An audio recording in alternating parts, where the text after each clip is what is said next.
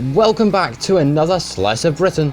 Because for 20 points in summer of Series 22, the Horizon race-off, you can go ahead and grab yourself the McLaren Artura from 2023. This thing is described as a modern supercar and has 670 brake horsepower, 531 foot-pounds of torque and weighs a whopping 3,384 pounds with a 3-litre V6. And it's twin turbo. Going to the front of this thing, it looks pretty much like the McLaren 765 LT.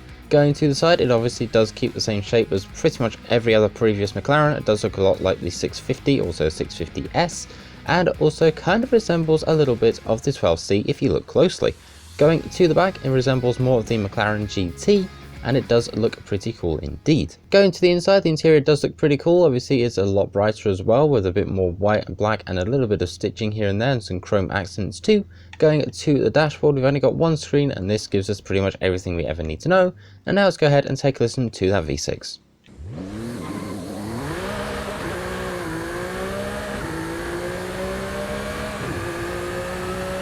So going to upgrades, we're going to jump straight across to conversion and of course to engine swap to see what we have for this thing. It does say owned because there's a little hiccup in recording software earlier and the first version of this video didn't have any game audio whatsoever. But we do have ourselves the 5.2 litre V10 and we also have the 4 litre V8 twin turbo, which I believe is the McLaren Senna engine. As far as aero goes, we've got ourselves some Forza aero for the front, which actually doesn't look awful for once, which is intriguing and kind of concerning if you ask me. Going to the back, we've got ourselves a McLaren option for these little weird things above the lights, which my game is not letting me zoom in on, but it's these things right here. And we of course have ourselves the GT4 McLaren wing, which does look really cool and is honestly a fantastic little addition, as well as some regular Forza aero, but honestly I prefer the GT4 wing. In terms of tyres, we start out stock on sport tyres, but we can upgrade those to semi-slicks as well, and we can go up to full slick if we so wish to. However, our fantastic resident tuner Macintosh is back once again with a brand new tune for us to drive. And here is the share code for you on screen. Feel free to go ahead and download that and give this tune a bit of a go. It is called Turn no, because apparently it has a little bit of struggle with understeer. But let's go ahead and install it and see what we've got to work with. So with the tuning ready, we've got ourselves 3,281 pounds as opposed to the 3,300 we started with. We are on the same stock horsepower of 670 with 2.2 lateral Gs. So let's go and install it. Fun fact, I've not actually driven this tune yet, as it was created after the first attempt at making this video was made. So going over to the paint shop, we of course have nothing in advance, which is kind of becoming a trend now, but for manufacturer colours we've got ourselves 1, 2, 3, 4, 5, 6, with this one being very, how do you say, interesting, I guess. We do also have the McLaren orange up here, reminiscent of the 12C and the McLaren P1, which we're going to go ahead and actually put on this thing. Honestly, it feels like half the gameplay of Horizon 5 is just being stuck in loading screens. So as well as that twin turbo V6 this thing has from stock, it also has a few electric motors, 2 going to the front wheels, and also I believe just 1 going to the back wheels as well, which makes this thing a bit of a V6 plug-in hybrid, which is the second McLaren to ever be a plug-in hybrid aside from the McLaren P1 way back in the early 2010s. However, as far as I'm aware, this thing is not going to be as expensive as the McLaren P1, as it was designed to be a little bit more of an entry-level supercar. And away we go, we're up against 11 other cars of various sort of ranges and types and countries and everything, and we've got an aim to try and get this thing all the way up to first place. How well it's going to do, I don't really know, and I don't know how easy it's going to be either, considering this thing is kind of the king of understeer. Although saying that, it handled the first turn pretty well indeed, but it is very much lacking in pace compared to everybody else ahead of us. And on the brakes go, brake, brake, brake, brake, brake, brake. Hopefully down here we should get a little bit of an easier time trying to get past everybody, considering there's a little bit of a twisty section and the AI don't like twisty roads. Apparently neither does my McLaren Artura, because it just had an absolute fit and tried to send me off the road. But we'll make ourselves just a little way past whatever that is back there. I think it's another Ferrari, I'm not too sure. We'll make our way past the... We would go past the Corvette if it didn't go across in front of us. One more Corvette to go, and while we try and get past this, did you know these things can range from £202,000 to over £220,000? Yeah, that is just an insane price for one of these. But to be fair, some people might call it cheap compared to other McLaren models, especially the legendary 115 McLaren Sabre. So if you want a video on that, go ahead and let me know. In the meantime, 95%, one more turn to go, and the finish line is just here, and across we go. Kind of a actually interesting race, and first place at a time of 1 minute 55. So after a rather interesting race and actually a pretty decent result, we do have the option to go ahead and make this thing a little bit of a drag build, obviously with the V8 twin turbo and maybe some all-wheel drive as well. But there is one thing that we're kind of missing, and that is our drag tyres. Or I could do something a little bit different. Because for the second time today, we're back over with Macintosh for our tunes, and this one is a bit of a drag tune that was made for us. And let's go ahead, let's get the code for it just there. Feel free to go ahead and download that one as well.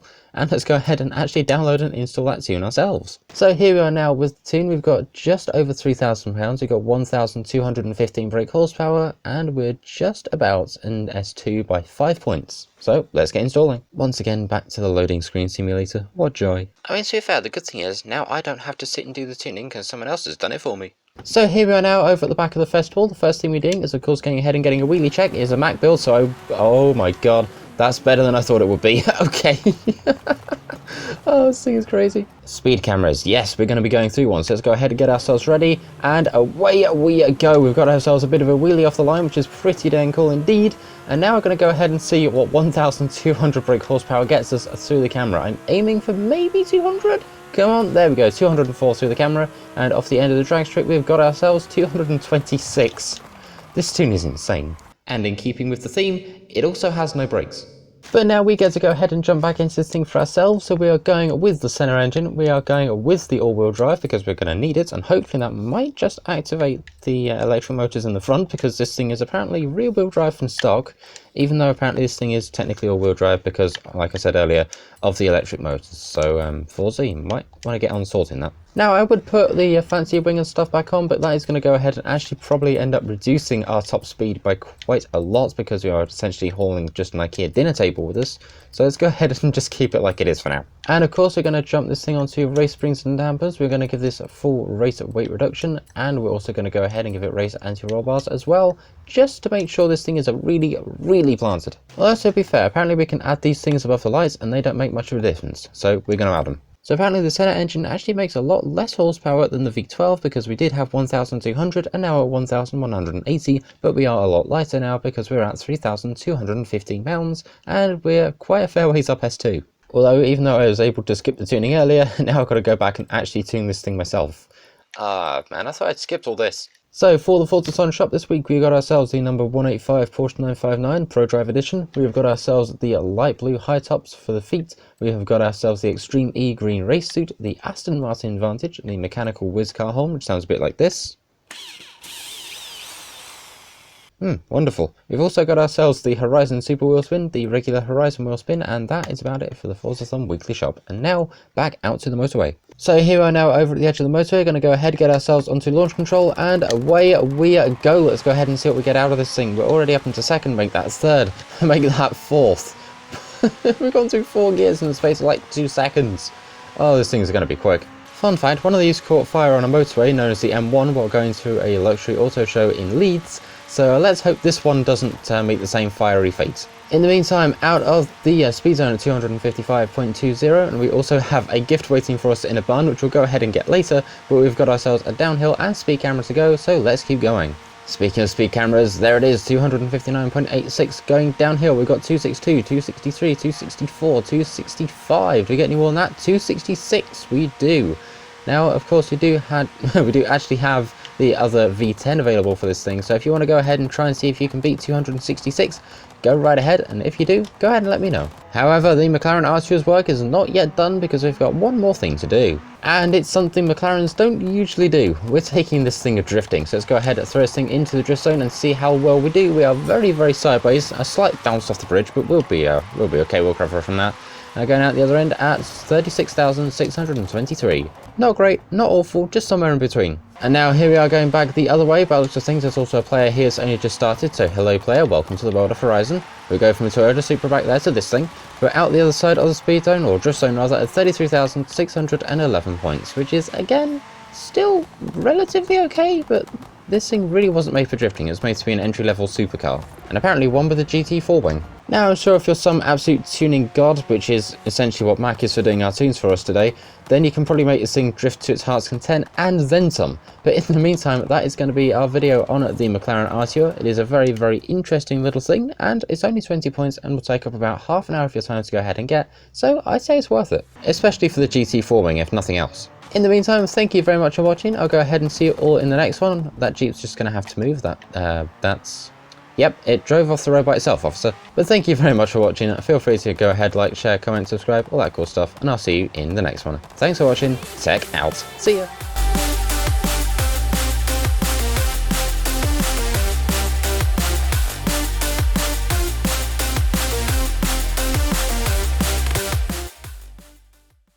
By the way, here's the Race Off Festival.